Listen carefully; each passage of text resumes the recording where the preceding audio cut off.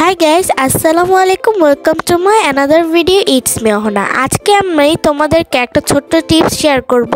এরকম চকচকে ঝকঝকে প্লেট পাওয়ার জন্য তোমাদের কি করণীয় তা আজকে তোমাদের ভিডিওতে আমি শেয়ার করব। তো চলো বেশি কথা না বলে ভিডিওতে যাওয়া যাক। তো এরকম কালো দাগ বা হলুদ দাগ যুক্ত প্লেট কিন্তু আমাদের বাসায় থেকেই থাকে।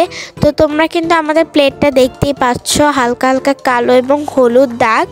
তো এটা পরিষ্কার করার জন্য আমাদের লাগবে পেস্ট। এখানে তোমরা যে পেস্ট দিয়ে ব্যবহার করো সেই পেস্টটা দিলেই হবে। আর দিয়ে এখন আমরা তোমাদের দেখিয়ে দিচ্ছি। আর এটা হচ্ছে মাজনি। তোমাদের বাসায় কিন্তু এরকম মাজনি থেকেই থাকে। তোমরা এটা দিয়ে এই প্লেটটাকে এখন আমরা ভালোভাবে পরিষ্কার করে নিব। এটা তোমরা ভালোভাবে পরিষ্কার করে নিও যাতে এটা খুব সুন্দরভাবে এর হলুদ ভাব এবং কালো দাগগুলো উঠে যায়।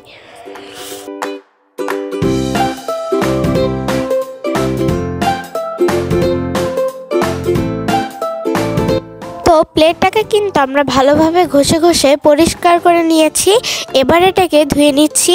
আর তোমরা দেখতেই পাচ্ছ রেজাল্ট, কত সুন্দর প্লেটটা হয়েছে আর কত শাইন করছে তোমরা দেখতেই পাচ্ছ।